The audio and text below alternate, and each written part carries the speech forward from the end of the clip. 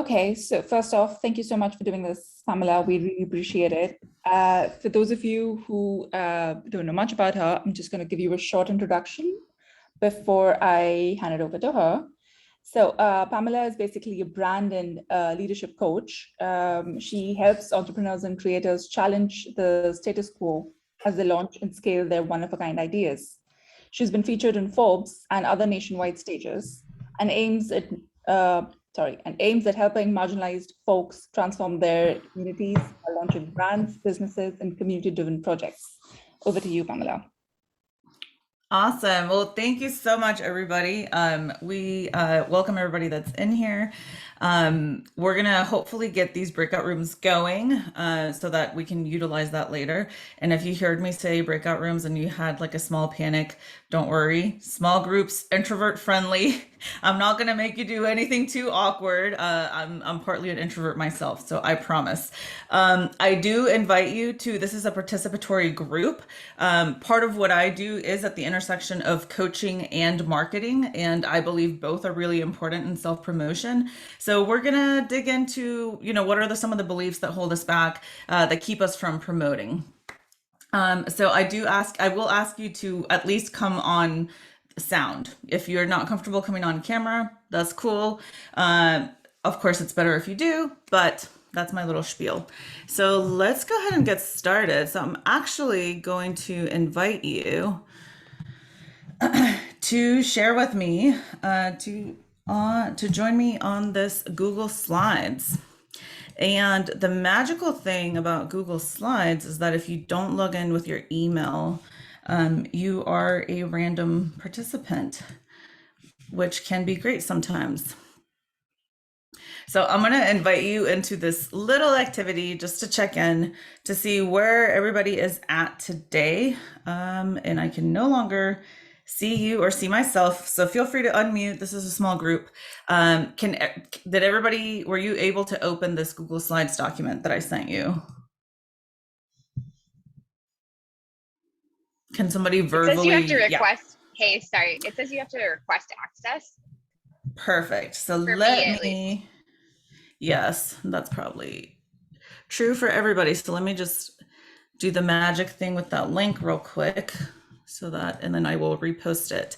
But in this first activity, I have a little chart and little dots, and I would love to know where you're at. So you can just pick up a little dot and place it on this chart to let me know. And I have a monitor over here, y'all. So if you see me doing this awkward staring off into the distance thing, that's what's happening. Give me 1 second to share this link with you. And thanks for your patience with our little tech issues this morning. It happens every time, so you just got to be ready for it. Let's see. Perfect. This link should be good to go.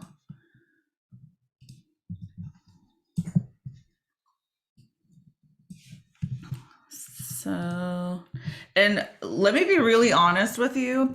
I've been doing workshops and this kind of thing for a long time now. And today I'm testing a completely different way of doing this. So welcome to my experiment. And I'm really happy to be doing this with you. So now I'm going to share my screen again, and we're going to do this little dot game. Let me know if you need me to stop sharing my screen. There we go. Yes. Can you see what I got going on here now? Cool. So this is what we're doing. You're just grabbing a dot, whatever color you want, and we're just placing it on here. I just want to know where y'all are at. So the spectrum is high energy, low energy, and pleasant emotions, or maybe not so pleasant emotions. We got somebody right in the middle.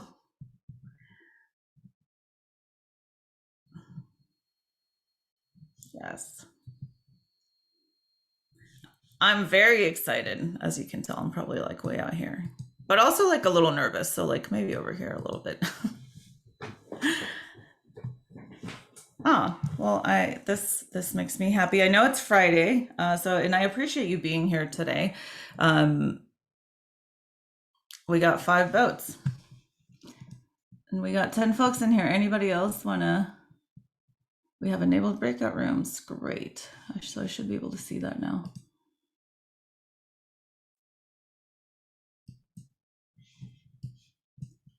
Perfect.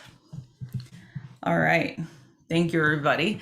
It's so good. It's so good to see where you're at, to see where other people are at, and even just to take a minute to check in to see, what's going on.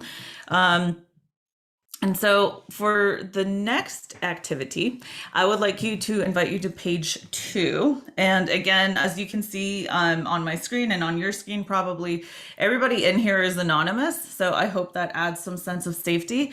But I'm really curious about, we're talking about self-promotion, and in a little bit, I'll tell you more about how I kind of became obsessed with talking about self-promotion, which is one of the most hated topics. Usually people get an uncomfortable feeling when they're thinking about self-promotion, and it does not have a good connotation.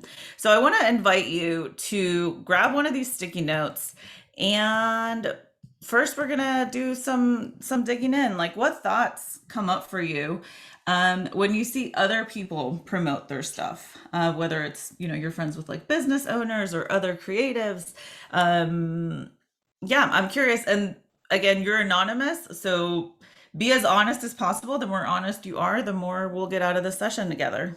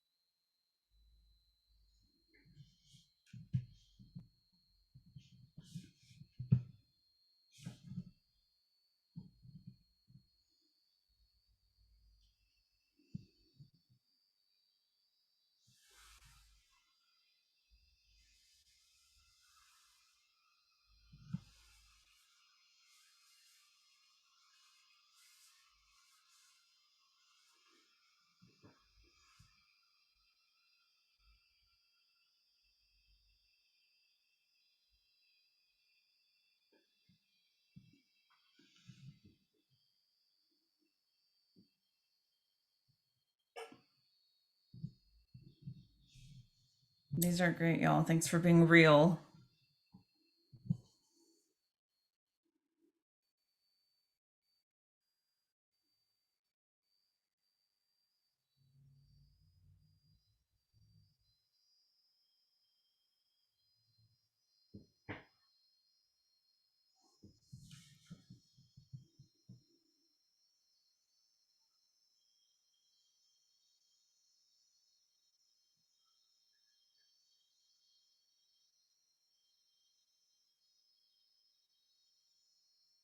So I'm going to start reading through some of this, and I'll tell you mine. I truly feel like if you're a creative or a creator, and you feel called to create, when you're not, bad feelings will come up, right? And unfortunately, the way that the world is working right now is that for us, a lot of the drive to create can sometimes be tied to social media, because it's like this feeling that we have to create, right?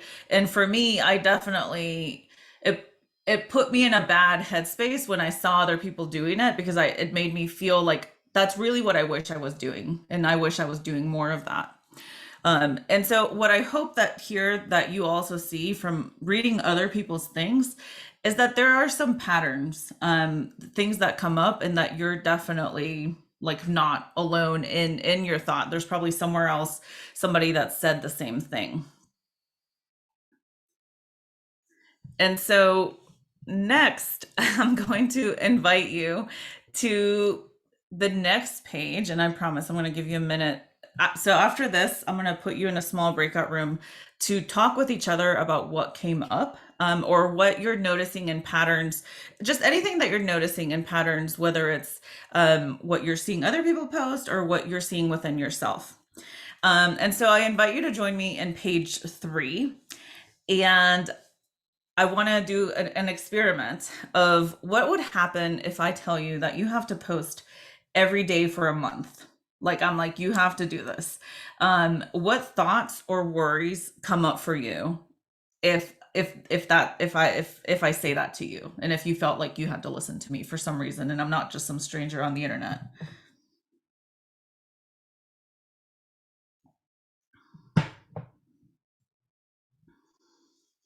And I really invite you to tap in with the thoughts, I mean the feelings and the emotions, the worries. My friends are gonna think I got hacked.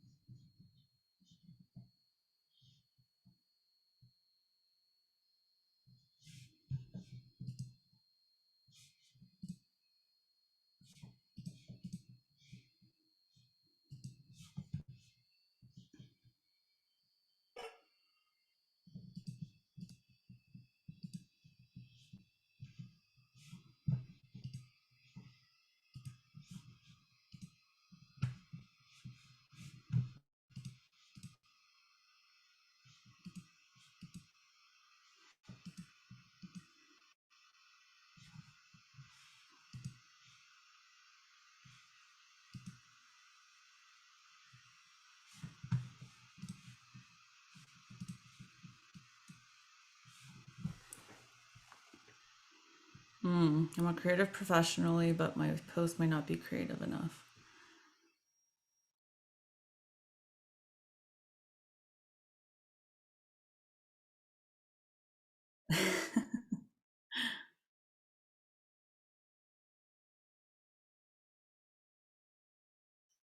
Okay, maybe like 30 more seconds here. And unfortunately, I'm not, I wanted to put you in a small group, but I am not, it does not look like I'm able to do that. So we're just gonna roll with it. It's okay.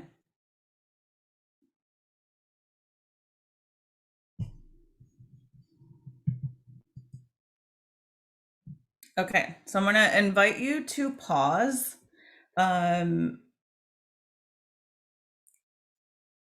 And I want to give you a minute to look through pages 2 and 3. If you didn't have a chance, I just want you to read what other people are saying. And we're just going to do sharing in here only if you're comfortable. And I'll tell you when. I'm going to invite you to unmute yourself and tell me, is there something did you see any pattern within yourself? Did something get your attention? So let's do a minute of quiet and then we'll do that.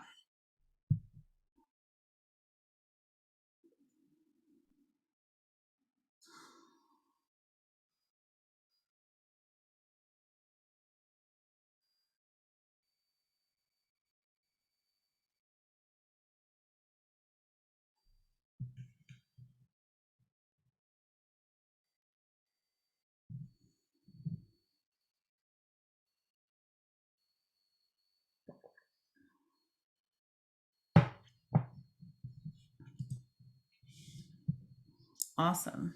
So now either unmuted with camera, not camera, or even if you want to drop it in the chat, I would love to hear any observations that come up for you in this process. And you can just speak up. There's not that many of us in here.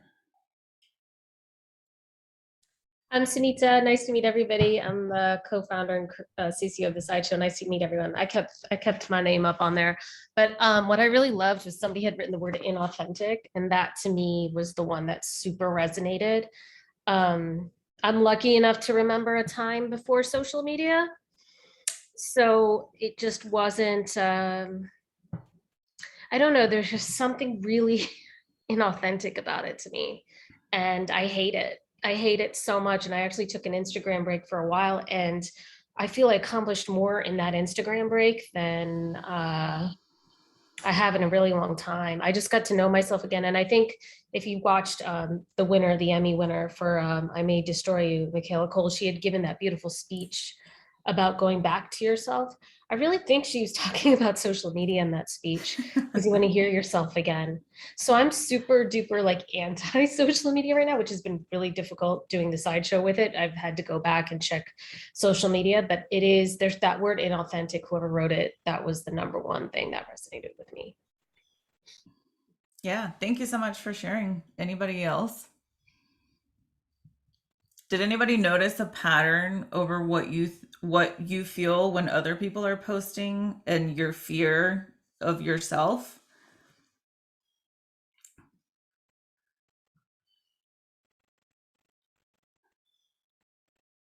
No? This is something I've noticed a lot working with clients, is that oftentimes the judgments that we have for other people are the same judgments that we're afraid they're going to have for us.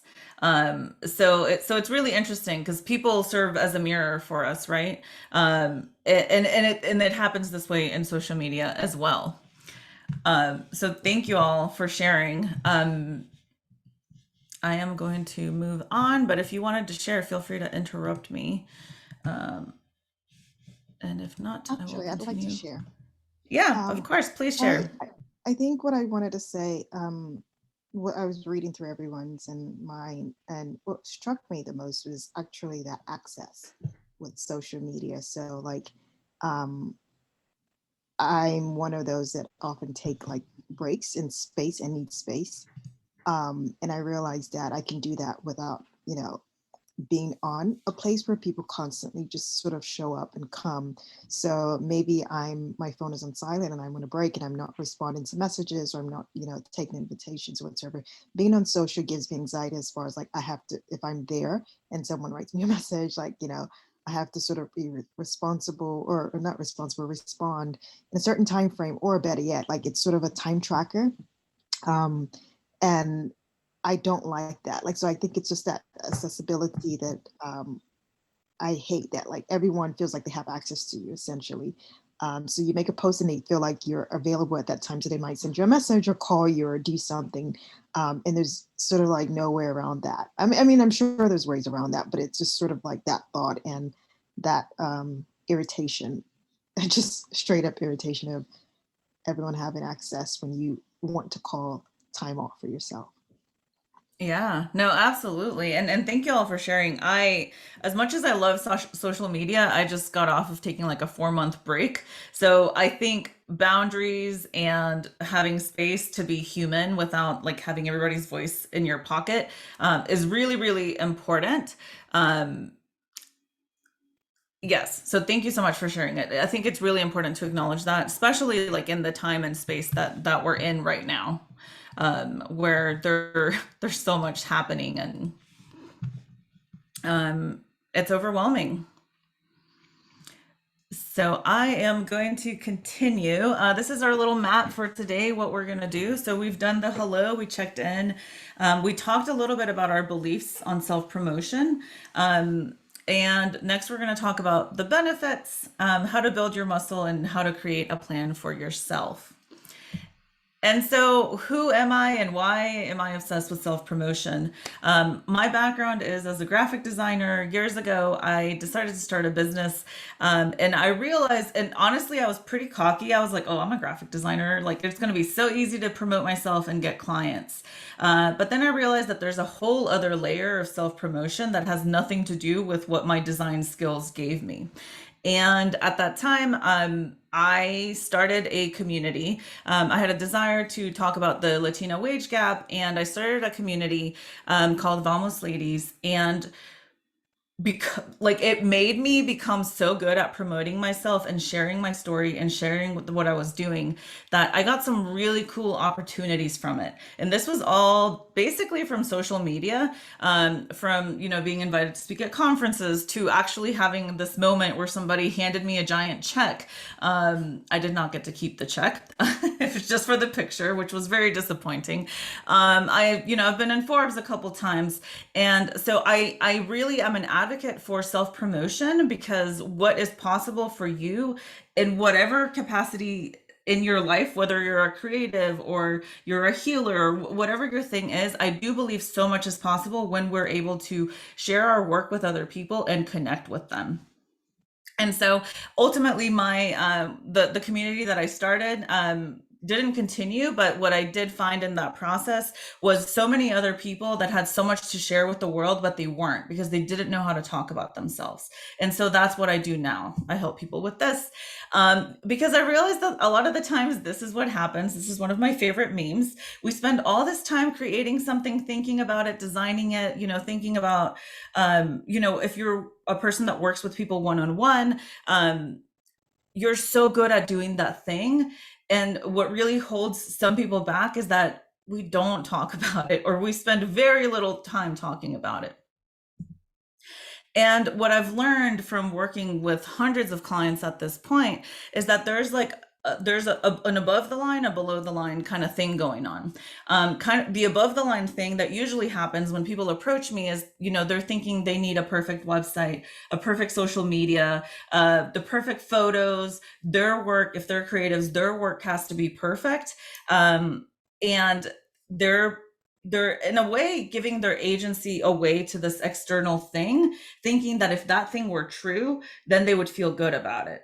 But what's interesting is that through working with people, what I find is that there is a feeling underneath it, or a deeper thought, that really is what makes them feel like they have to have that perfect thing. So if you think about this in the context of like clothing, a person that feels beautiful and confident could be wearing a potato sack, and you would see them and they would still feel and look beautiful and confident, right? So it's the same with our brands and with our self-promotion within our social media. It is so much more about how you feel about it, and then you don't have to wait for everything else to be perfect.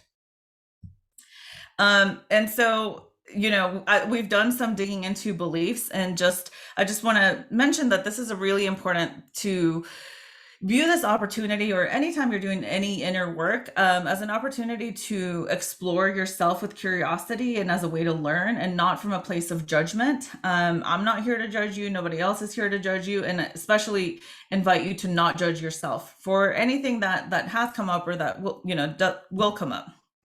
And so we've done this, and we cannot do this due to the breakout rooms. Okay, so I just want to invite you to turn off your camera for a second, and let's just take a breath together.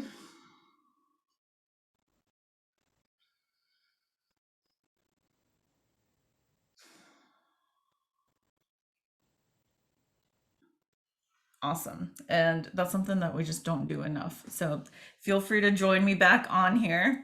And thank you all for being here. So I want to talk about what are the possibilities. So I'm going to invite you to our Google link again. And I'm really curious, like, in your world, and what do you want? Like, if you woke up and you had an email that was like, you're invited to X, like, what would that be? What could this bring to your life?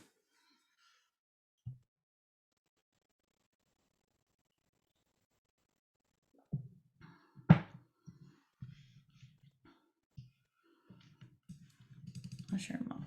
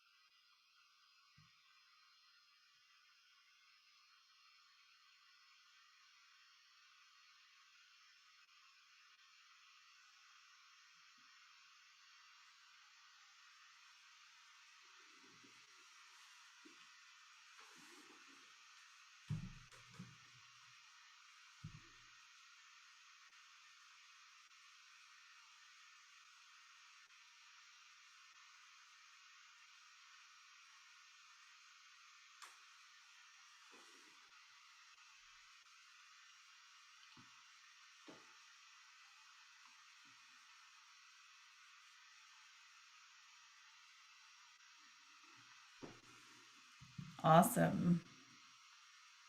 Do like 15 more seconds and then take a minute to look around and see what other people are dreaming and wanting to bring into their life.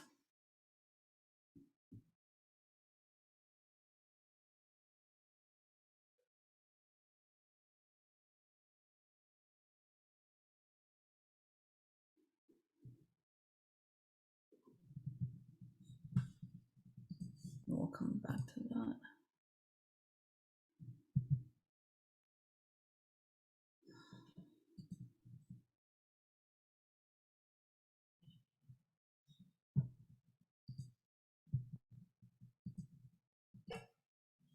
I love this. Very intelligent, funny people.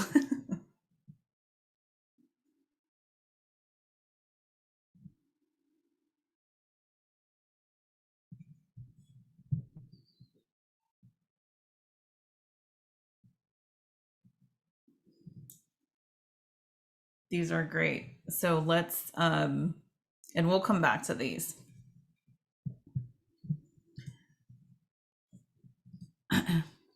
And so it's interesting because, I think folks in my life see me as this person that's really, really good at sharing herself and sharing her work, before my social media break, but even without that.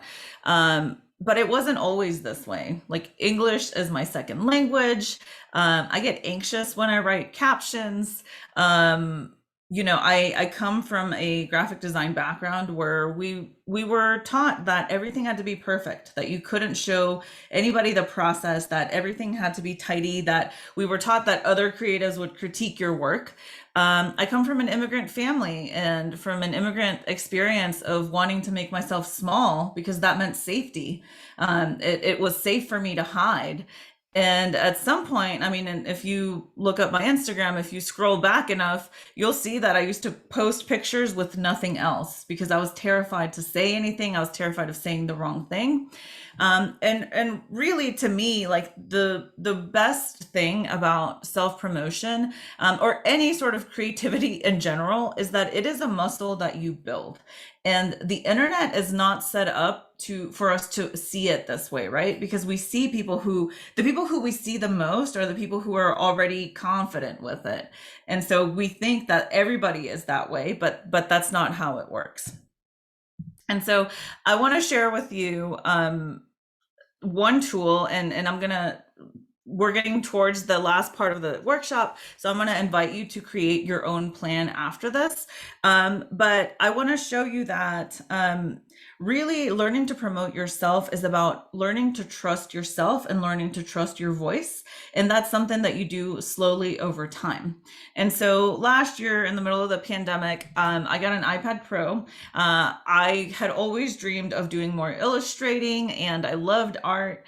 And I didn't really get the chance to do it when I was in design school. Design school, I was just trying to make it through. I was not experimenting. I was just designing posters and doing the things that you do, right? So I decided to give myself a challenge. And I thought it was just like, I'm at a pandemic. I'm not leaving my house. I want to learn how to use this iPad. So I said, I'm going to draw something every day. At first it was 30 days. I was like, I'm going to draw something every day for 30 days and just see what happens. And I'm going to post it on Instagram as a means of keeping myself accountable. And then it kept expanding because I loved doing it. And so then I did it for 100 days. And through that process, the most amazing thing happened, which is that not only did I learn how to use my iPad better, not only did I start developing like a skill set in illustration and in different types of art that I didn't know how to do before, but I started trusting myself. I started trusting myself and I started trusting my voice even more. And I started feeling more confident about not just creating, but about showing up and showing up for myself. Because if you've ever thought about it, like, why is it that, like, if you have an appointment in your calendar with somebody else, you will show up, like, unless something is wrong. we show up for other people. But if you tell yourself, I'm going to sit down and write, or I'm going to work out, or whatever, anything for yourself, it's so easy to push ourselves back into the calendar, right? So because of that, we don't trust that we will keep our word to ourselves. And the power in doing a challenge like this is that it helps you develop a relationship of trust with yourself, which then expands to like every area of your life. And I know that sounds like an exaggeration, but it's true. Because if you can trust yourself, you can do you can walk into a new job, you can walk into a new business, you can walk into anything with that trust, right? And so I'm going to invite you to create a challenge for yourself. And I'll go into more detail in a second, but it's pretty simple. You're going to pick a goal, and we'll talk about that in a second. You're going to make a commitment to post X number of times in X number of days, and then you're going to do your best. This is what we're doing here. And so I'm going to give you one more link to make your goal. And I do have time. We'll have more time to do questions at the end. Oh yeah, we're going really quickly. So this is great.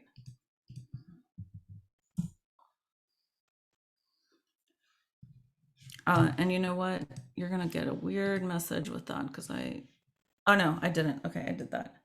So you should be able to copy a little handy dandy worksheet that I made for you. Can you give me a thumbs up? Can you see it? You got it? Great. Anybody stuck? Lost? Good. And I'm really bummed the breakout rooms didn't work, y'all. It was gonna be great. Just trust me. Come next time. So now that you have this handy dandy little worksheet, we're going to spend some time filling it out.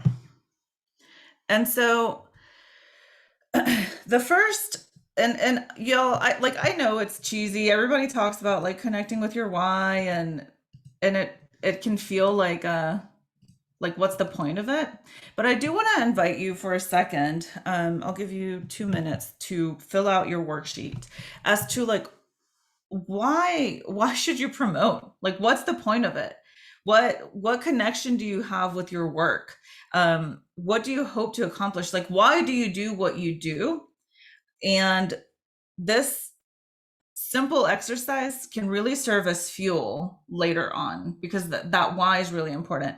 And if if I invite you to ask yourself why like 3 or 4 times, because if I'm like, I want to get more clients. Okay, why? But why do I want to get more clients? Because I want to build a life where I can work wherever I want. Okay, why do I want that? Because I want to go live in like Belgium and work with my clients from there, right? Like, so really dig into why do you do this? And again, you can print this out or fill it out here, or do it in your journal. So I'm going to set a timer for 2 minutes for you to think about like, why did you show up today? What's the point of promoting anything? What will it give your work?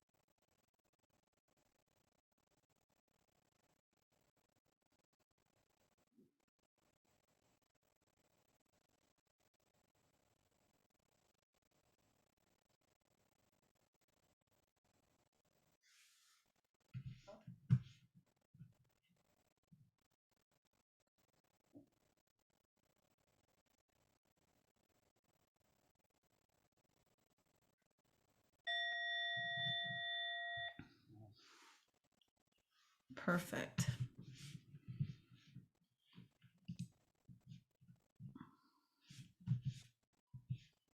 Anybody feel brave to drop it in the chat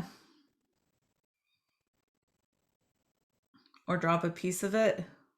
It's okay if you don't, but I always think it's great to, there's something about sharing with each other.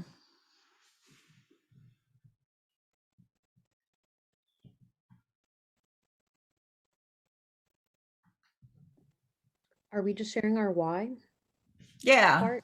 Okay. Mhm. I can share. Yeah, go ahead. I feel well, originally I had put that I feel like creative work, doing creative work, the type that I want to do is the only type of work that I think will fulfill me ultimately in life. And if I'm going to need to work for a living, I rather do something that I enjoy and will actually like have fun doing and will not be miserable 24/7. But then I kind of dig, like what you're saying, digging deeper. And I was like, why is it fulfilling for me? And I realized that I feel like, I guess the like, I don't know the exact quotes, but like being the change you want to see. Like I feel like I always wanted representation. As a young artistic kid, I wanted representation. And I feel like now that I'm an adult, I want to do that for others that were in Yeah, the situation that I was. that's awesome. I got chills. That's great. I thank you so much for sharing that. Yes, these when you really dig deep into like why you want to do something, this is the fuel. Like I usually I have like a little note card in my like planner and I put like I glue it on the front page. And if even if during the day I'm like feeling unmotivated, I open it to that again. And I remind myself of why I'm doing this because it is hard. And like we were talking at the beginning, it can be like frustrating, it can affect your mental health. There's all these things, right? I'm seeing a couple more in the chat. Sharing is how I can help others, and I can't help them if they can't find me. That's true. For connection and community and healing for me to share myself. Yes. I'm a 3D artist and I want to communicate my thoughts through a visual medium, and it's important for me to share work. Awesome.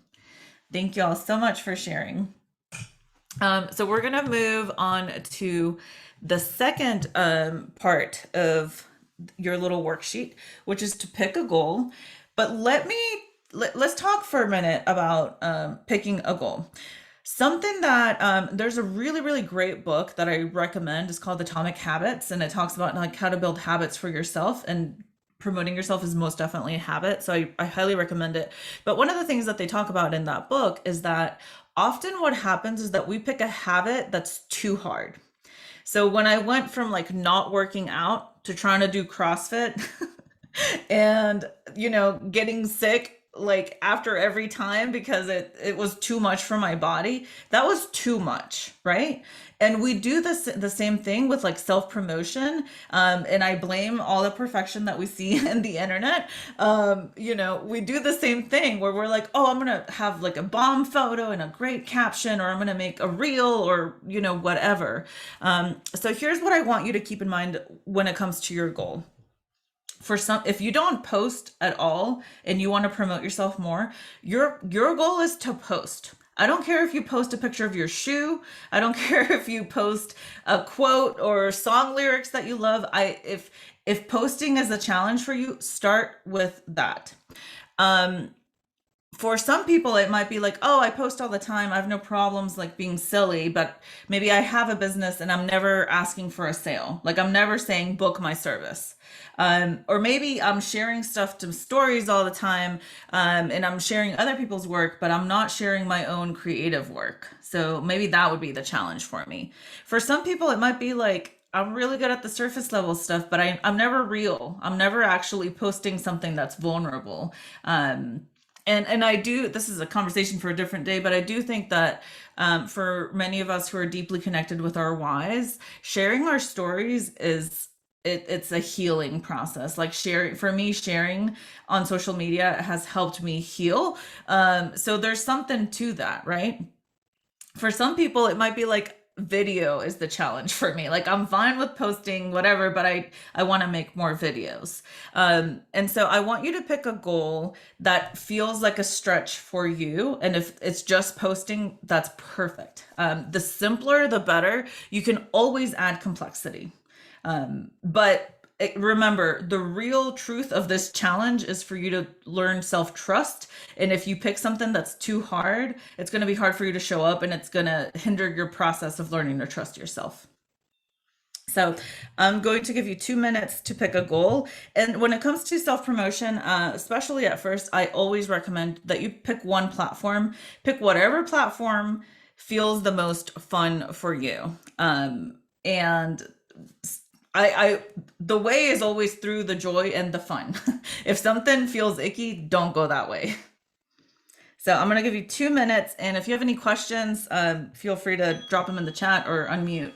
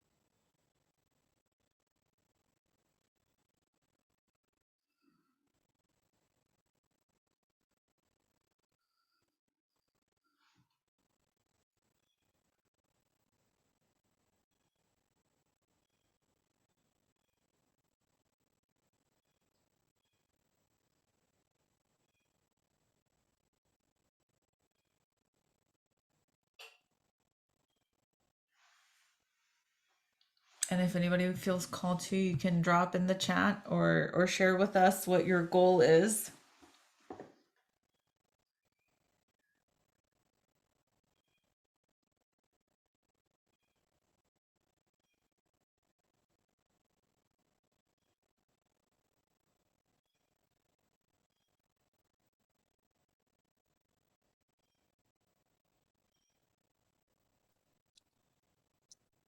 Can I ask maybe a little bit of a question Yeah. slash? Go ahead. Okay.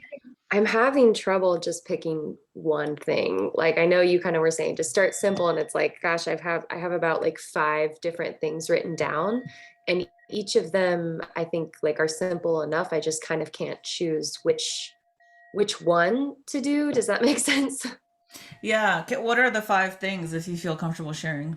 Yeah, so one of them I guess would just be posting in general. So I haven't been showing up very much on Instagram.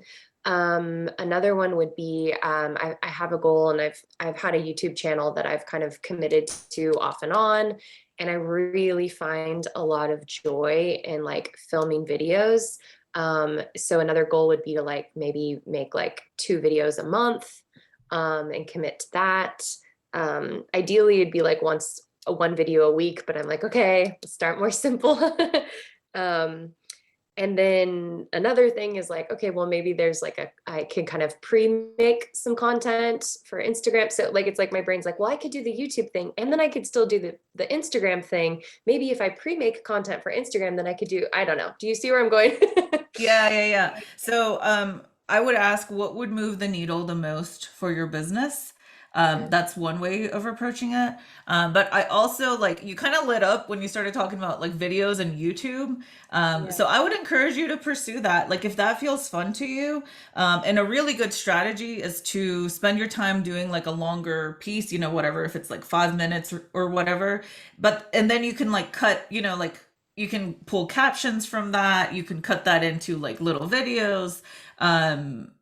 I would always encourage you to pursue whatever brings you the most joy. That's absolutely the way. Okay, cool. Thank you. Yes. Ooh, I've been meaning to start a TikTok. That's my goal. My goal is to be on TikTok because I love TikTok, and I think it's a really powerful platform. So I'm right with you. Um, Also terrified. Yeah.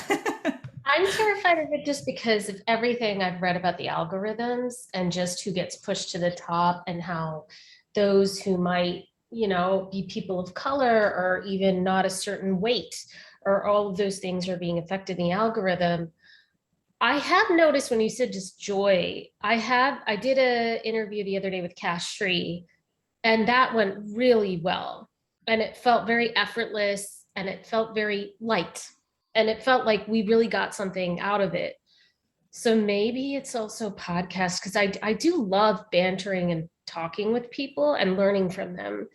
But like my favorite comedians always are people like Mike White or Ricky Gervais, people who really make you think as you laugh and feel as you laugh too. Like there's something so much more meaningful under the surface.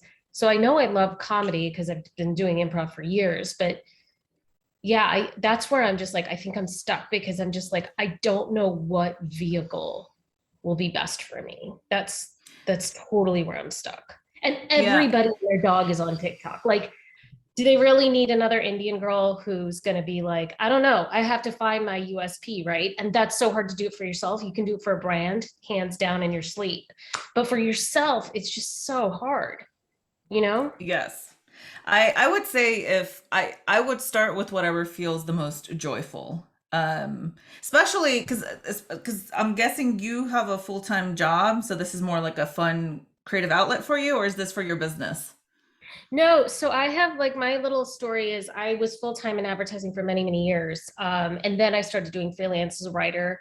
And then I always acted on the side and kept, the balance. I don't know how. And slowly I've been getting parts in TV shows and movies and stuff, which has been great.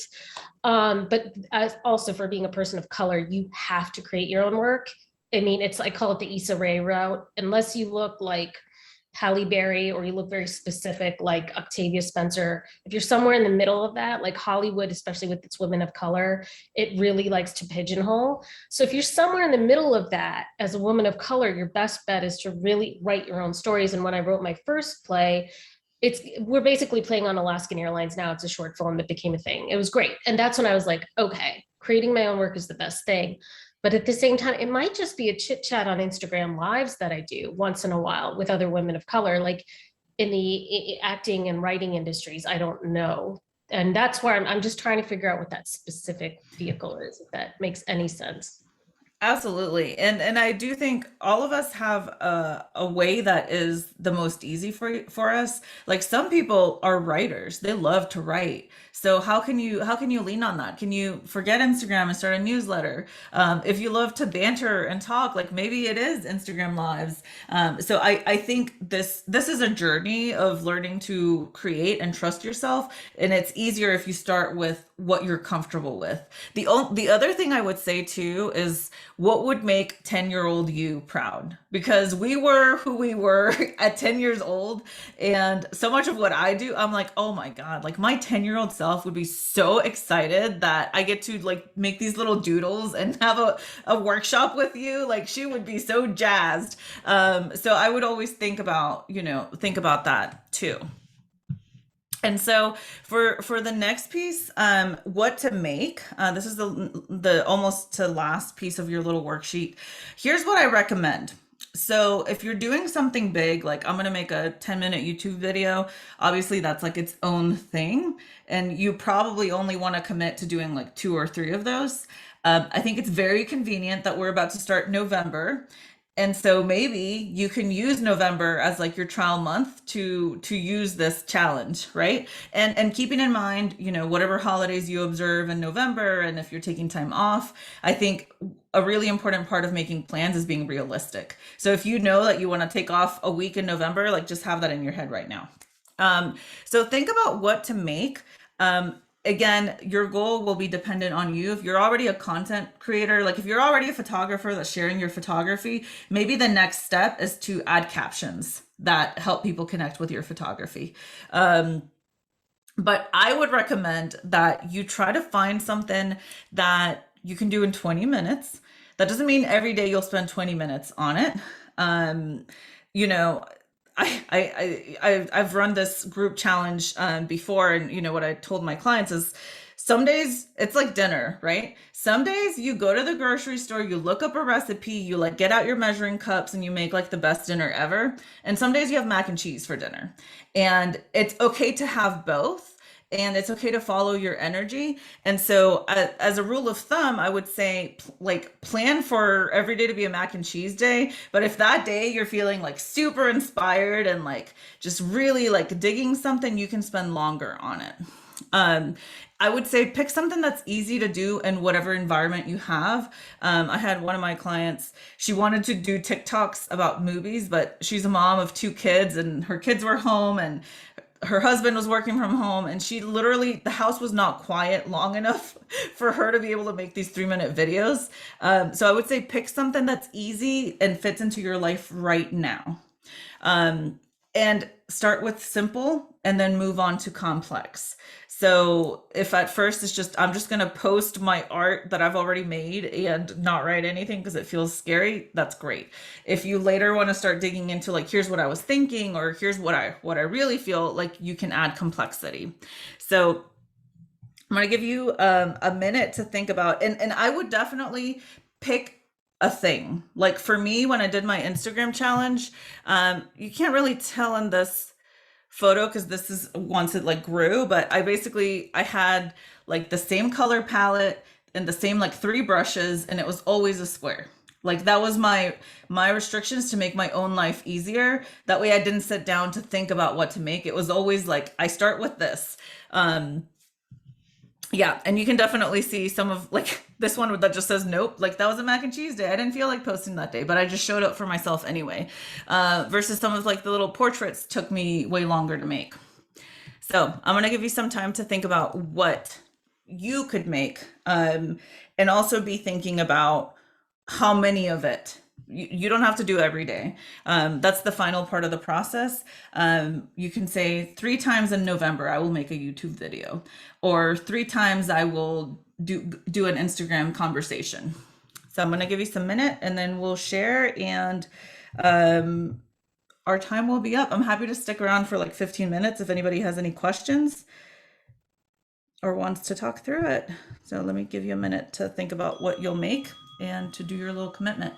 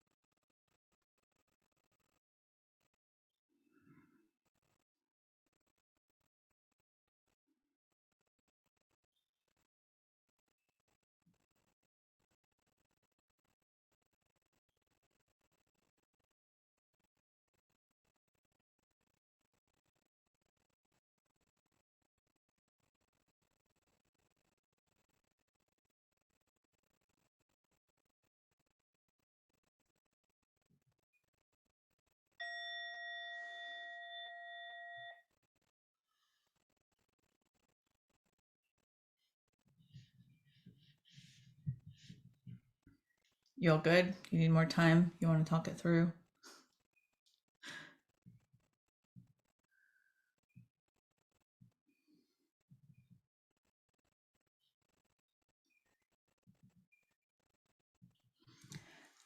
I will continue just to wrap this up for those of you that have to leave right at 3. Actually, is it okay if we stay on for like another 15 minutes? Is this link being used? I'm happy to stick around if anybody has questions. I don't believe it's being used again until 5 p.m. today. Oh, EST. okay. So I think that we should be okay. Hitika, you're the one running this, so. Yeah, we're okay. It should be fine. Perfect. So the last piece of your little worksheet is to make a little commitment. And I invite you to share your commitment to somebody, to your friend. If you want to email me or DM me your commitment, that's fine. There's just something really important about just putting it out there. And again, if you don't want to do social media, maybe it's email newsletters, maybe it's YouTube, even though I guess that's social media. Maybe it's I'm writing 20 minutes of my book. And that's it. I'm gonna email my friend and tell him I wrote, the important part of social media is it keeps you accountable. So if you don't want to use social media, use a person. Tell your friend, if I don't send you 20 pages every week, then I have to Venmo you $50 or something. Like, find another way to get yourself accountable. And then that's it, y'all. Thank you so much for joining me. This was fun, and I'll be happy to stick around with questions. Feel free to connect with me on Instagram. I have a Thanks, question. Dana. Yeah, go ahead. Well, actually, I was just going to mention something. I waited until you were done about the TikTok. I attended an event, and there was a guy that was from TikTok that mentioned that TikTok is literally on the horizon, and it's literally for anyone starting, probably the best place to be, to sort of like, be ahead of the curve or what's happening. So I think a few of you guys mentioned that, and when you said that was your goal, I just thought I shared that. And I think Sunita mentioned that as well, as far as like figuring out the platform, and for what you do, it just sort of resonated, in terms of it's, even though it's getting really crowded like Instagram is, it's probably like a really good place to be on. And once you have like an insider saying what the future looks like, essentially it was sort of a like a no-brainer. And I'm only sharing that because for me, I'm not even on Instagram yet. And that leads me to my question. I think I shared with you earlier that my challenge is just like accessibility. Like, how do you deal with that? In terms of, if that's sort of like a fear of just being in social, in terms of like, okay, now I'm going to be super accessible because people are going to be on 24/7. And it's also sort of a private thing for me. Like, I don't like when people bring my private life into Instagram. So I'm just sort of curious, like on social in general, like, if that's an issue or a thing, how could one address that? Yeah, absolutely. Sorry, I was just reading a comment to make sure we were good. Yes. So, boundaries. So your social media is your space, and you get to set up the rules. If somebody DMs you, you can say, hey, thank you so much for your DMs. Can you please email me? You can have on your status, like, no DMs, please email me. And it's up to you to enforce it. So I really would encourage you to think about what boundaries would feel good for you and how you could set that up. If, for example, if somebody asks a lot of questions, or you keep getting the same questions, you could write a blog post, and, if they DM you with your question, you're like, hey, here's my blog post. You could also just not answer. You don't have to answer every person that answers you, that DMs you. And you can make that really clear. Like, hey, I love to connect with you, but I get overwhelmed with DMs. Like, if you want to connect with me, please email me. And that can be part of your message. And in terms of TikTok, I have a crazy TikTok story. I shared a TikTok January 2020, and I'm 32. So I was like, I don't know how to do this. Like, this platform is so confusing. And the TikTok went viral. There was a TikTok of a vacation video of a sea lion, and I shared it on Instagram and on TikTok. And on Instagram, I think I got like 300 views of it or whatever. And on TikTok, I don't even know what it's up to. It's up to like millions. And I got approached by a brand that bought the rights to it. So I've made $600 from my little video, which is not a lot, but it's a lot for not doing anything. So yes, I believe TikTok is powerful. And there is a wrong side of TikTok. There is a wrong side of the internet, but there's also a right side of it. And so I think with any of this is trusting ourselves to deal with what comes up, right? Like, what happens if you end up on the wrong side of TikTok or on the wrong side of the internet or Twitter? And how could you get yourself to the right side of it, where you are connecting with supporters, where you are connecting with people that want to hear from you and that need to hear from you? What's the wrong side of TikTok, if you don't mind sharing? I didn't quite understand that. Oh, yeah, absolutely. I think because TikTok because it is so you could go viral. The fear is that you go viral and the wrong people find your video, and so they start putting like mean comments in there, which is, it's possible, but that's possible on any platform, really.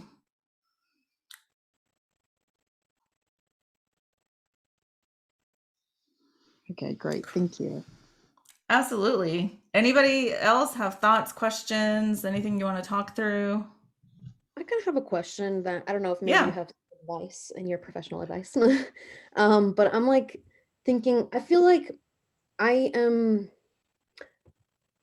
I'm on Instagram and I'm on TikTok, but I feel like I'm an I feel like I can't fully share like my true self on there because I don't know, I feel like everything has to be Instagrammable, you know? Everything has to be very pristine and whatever. So I feel like that's what kind of stops me a lot from like sharing things that I'm like, okay, this is my art, but I'm like the background doesn't look cool. Like I don't know, I don't have anywhere to photograph this well. Like it's just like there's so many other things that kind of go into like sharing your work. But like how I guess it's like a lot of it is just like I'm self-conscious about it, but like, you know, how do you address that? Like how do you get over that? Yeah, that's a really good question. And I think this is especially a struggle for creatives, because part of our training is to make stuff look good and clean, right? Um, you get over it by doing it, which is a crappy answer, but that is the answer. Complete sense. I mean, it's like, you know, like when you're hanging out with your friends and it's like midnight and you're like in middle school and like somebody starts getting like super silly and like that's why you love them because they're like just weird and that's why they're your friend. Like the goal is to get to the point with social media where you can be yourself and that for other people it's a relief. For other people it's like, "Oh my God, thank you so much for being real," or "Thank you so much for being you because I feel seen." And what's hard is that it's hard to imagine that happening without posting. It's like you have to post so that people respond to it, and it just takes some time. But I can tell you, for me, like how this all started for me is because I was alone. I was feeling pretty depressed, and I, for some reason, started trying to write through Instagram. And then I started getting DMs from people saying, "Oh my God, that post you wrote, like I'm still thinking about it." Or like, "That's so resonated with me. I'm so glad you talked about it."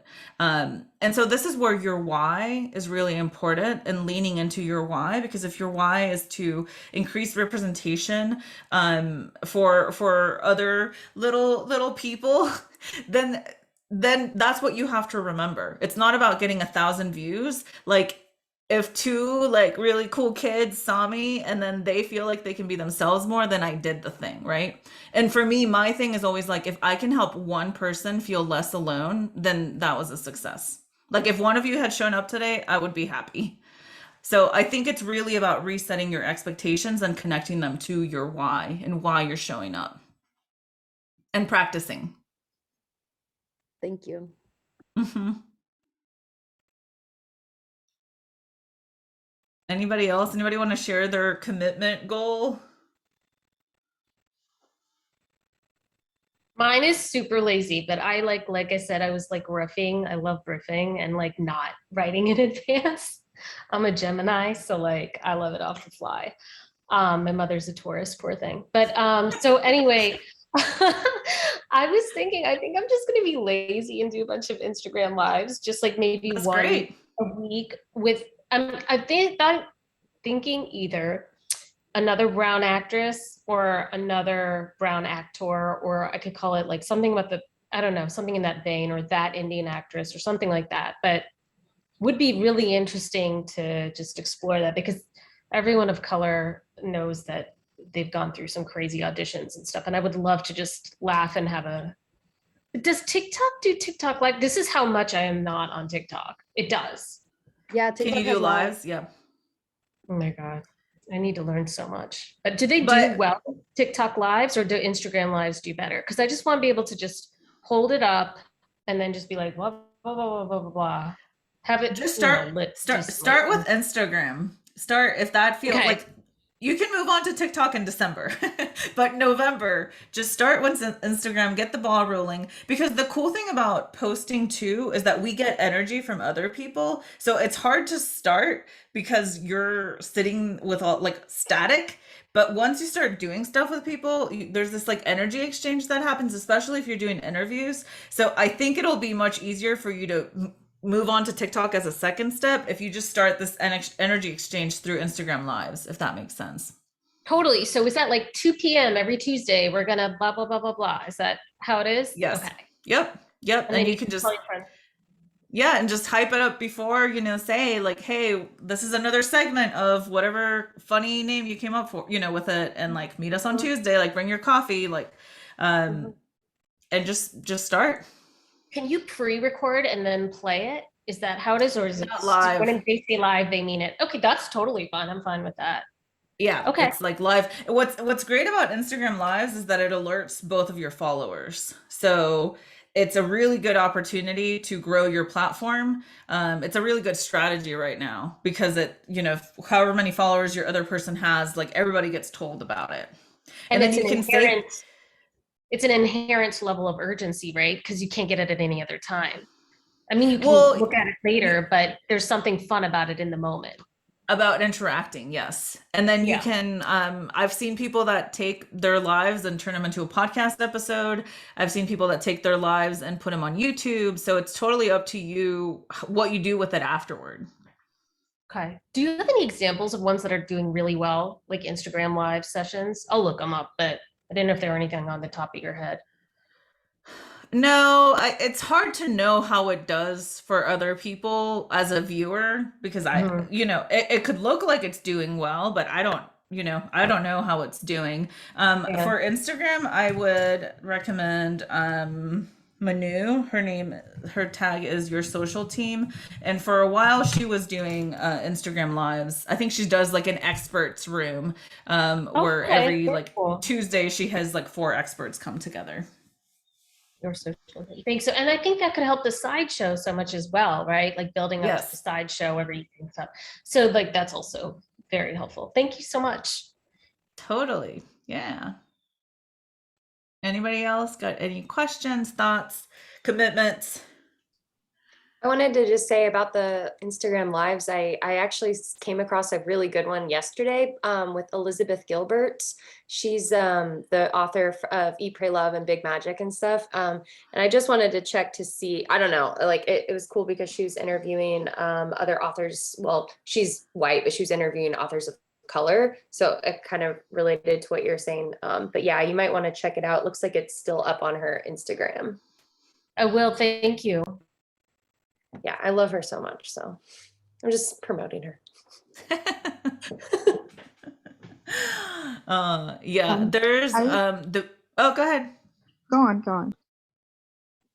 Oh, I was just gonna say there's a human design person that I love. Her name is Jazz the Moon Mother. I think her tag is something like that, and she turns her Instagram lives into a podcast. And I don't know how she gets the quality so good, but it works. And I'm all for not duplicating efforts. Like if you can do that Yeah, and upload it, like that's absolutely. great. Yeah. What's her name? Jazz the Moon Mother? Yeah, it's something like that, like Jazz the Moon Mother. You'll find her if you Google her. Thank you. So I was going to ask, when you take a break on social, and unlike a website where like no one knows when you're off, like it's literally just there. But with social, like they can see through your last post or whatsoever, like how active you are whatsoever. Do you think it's better to keep it that way? I get a sense maybe because it's like your space, you can do whatever you want with it. But I'm curious, like, would it be better to deactivate their account when you're taking breaks? And I don't even know if that's possible with IG. I think it is with Facebook, but I'm just sort of curious, like, is it okay to deactivate it temporarily while you're sort of, taking that break? And do you announce it? Do you even say anything about that? Yeah, I mean, I think it's totally up to you and the relationship that you have with your, whether it's your clients or coworkers or whatever it is, whoever is on your social media. I'm not sure how easy it is to deactivate an Instagram. I know it's easy on Facebook. So what I did is I announced it. I was like, "Hey, I just got a really big contract. I haven't taken a break from social media in like 3 years, so I'm taking a break." And I put it on my bio. Like I put like little emergency marks, and I was like, "I am not here." Like email me if you want me. And I still got a ton of DMs with people looking for me, and I, found them 3 months later. But if people want to find you, they will find you. I'm kind of a fan of not deactivating it just because they could see my email address from my profile. So but I think if that stresses you out, then shut it down. Burn the phone. Like throw the kitchen out, or what is it? What's the saying? Throw the baby out with the bath. Yes, just you get to prioritize your mental health, however that looks. I like the sound of that. So, and I'm just curious, do you think it affects maybe your reachability? Like it seems like, oh, she's not really active on there. So, I mean, I'm not really going to, like, I'd rather go with someone that's like literally on there 24/7 or whatsoever. Just curious, does it affect whatever your goal is for being on there? Do you think it has any impact on it? It probably affects your ranking with the algorithm. Because all the platforms basically they reward the people that spend the most time on it. So if you want to rank higher with the algorithm, you got to spend more time on that platform. So I think from that perspective, it may. I will say I just came back on Instagram, and before my stories, I would get like average, like, I don't know, 90 people. And now I'm like in the 300s. And I think it's because the algorithm is being manipulative, and it's like, Pamela, look at how much everybody loves you. Why would you ever leave? But I think if I keep posting, that's going to go down. So I think there will be an effect in terms of the algorithm, but I wouldn't worry about it. Like, you can always come back. I mean, the same thing happens if you're like sick and you don't post for like 2 weeks or whatever, so just take a break.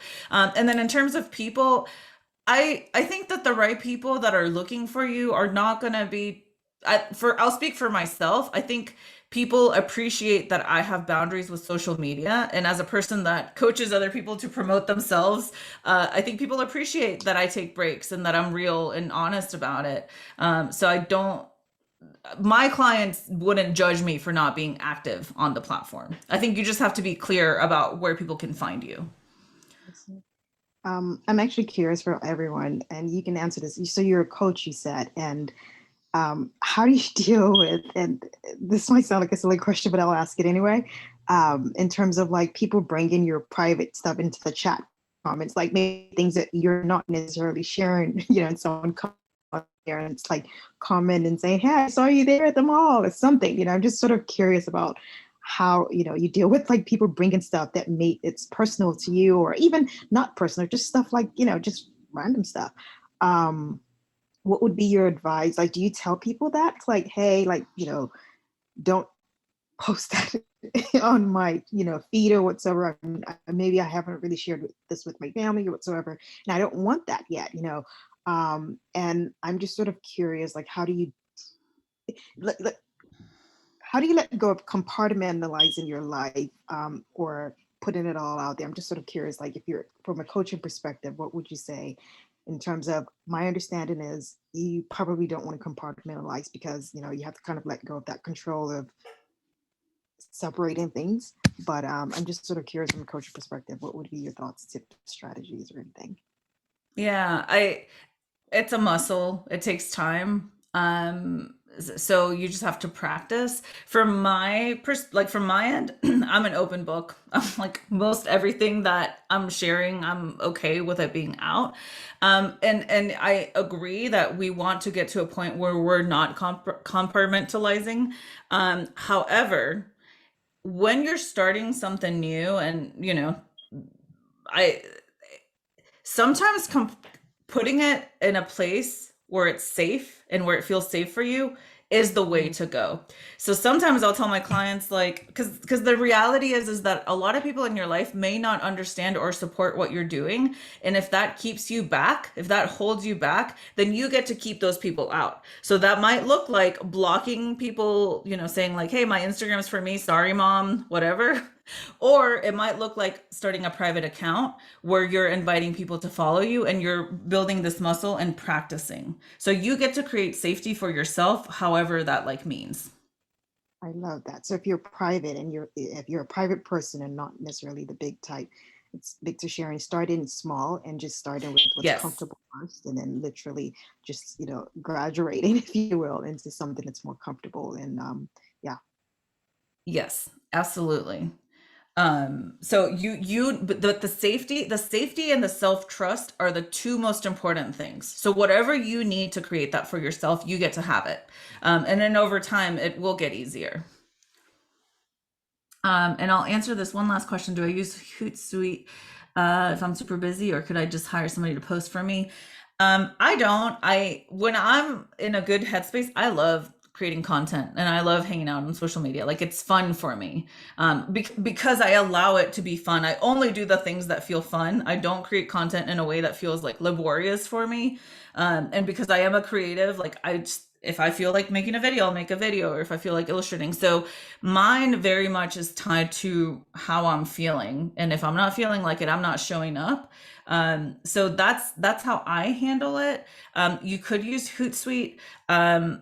I generally don't recommend that you hand off your social media to somebody else unless you're like giant with like a team and, a brand and everything, because nobody can speak for you like you can. So it's, yeah. So you can't Like, I think schedule what I'm- posts. Yeah, what I meant was like, it's like sometimes it's better like globally to post at 11 a.m. like so everyone, do you know what I'm saying? That there's certain Yeah. hotspots, and there's also like that if you do have a full-time job and you are super busy on the weekend, just like 10 videos, make 10 videos and then send them over to somebody and they'll do that for you. If you have the money to pay them, are there any companies you would recommend for that? I mean, because that's also another thing, because I know it's like feast or famine. I am so busy sometimes, and then there are other times that I'm totally chill and like so I'll make like 10 videos. You know what I mean? Yeah, I think there's definitely like VA agencies that you can look into if that would feel helpful. Although I think mostly you could just pre-schedule, like Later, which is an app for Instagram, you can schedule posts to go out. And I definitely recommend batching content. So if there's a day where you're feeling super creative, make 10 posts and just have them ready to go. So yes, there are tools. I don't have any specific that I would recommend, but I think an auto posting software might do the trick. It might be enough. Cool. All right, everybody. Thank you so much. Thank you Cindy? for your help. Are you still in advertising? I had a question for you. Since you said you're the co-founder of the Sideshow, and it's a really neat thing that you're doing. Are you still working in advertising? I used to work in advertising too. Yeah, I still am working in advertising. I'll do freelance gigs here and there. I was at a full-time job again for a little bit. But it really is just a balance, The reason we created the Sideshow, Josh and I, was because people were really depressed during the pandemic, and I was like, well, he thought it would be a good idea for people to get their side projects out there and in an award showcase, which we thought was really cool because it costs like $1,300 to enter, for Cannes Lion.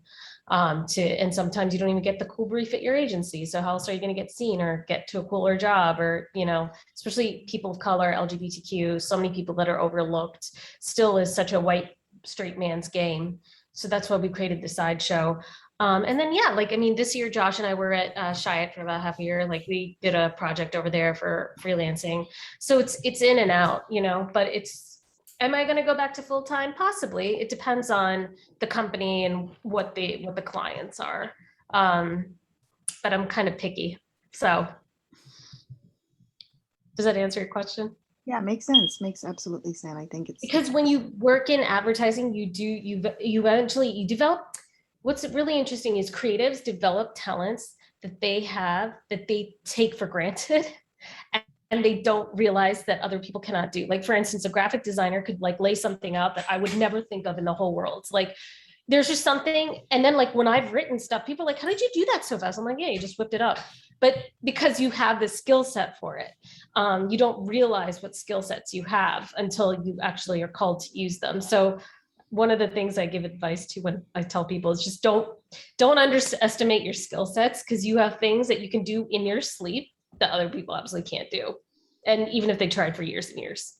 So know what those are and, use them to help the world and, serve your purpose. Love that. Yeah, I love that. And I love how like companies are allowing that to come into play now, where like your side project essentially used to be something that you would hide about yourself and like do it sort of as a side hustle, but now it's becoming something that actually I've learned that a lot of people enjoy in portfolio pieces as well. Like that actually speaks to, like having a passion in something, speaks to a greater, like a larger thing beyond just the work itself. So I love the thought of that, and even being able to get the exposure and visibility, because truthfully, like if you're thinking about that 24/7, that's probably where your heart lies, and that would make you a better person at work, or just in general, like that passion fuels you more. And I like that whole, like what we call a multi-hyphenate, like that person is like doing a couple of things for me as a creative, and I think for everyone, and particularly for Pamela, as you said, I just love what you've been saying about like if you're called upon to create, when I'm in a headspace to create, I just love that. You just know that, that's sort of like a superpower for you. And being able to do that maybe helps in general, like being like if I don't create, I'm not happy, and creating helps a ton. When I was in an industry that I wasn't creating, I was completely depressed and just unhappy. So there's power to that. So I love that. I love what you're doing. Love what you said, Pamela. There's Okay. nothing worse than a depressed creative. So yeah, use it for positive. Or suppressed creative, a creative that's suppressed and not allowed to fully express. Yeah, that suppression equals the depression, but yeah, I'm so glad it made you happy. And thank you so much, Pamela. Thank you all so much. I have to hop off, but this was great. You'll know how to reach me, and I hope everybody has a great weekend. Thank you so much. Bye. Thanks. I'll connect with you, Sunita. I'll be in touch.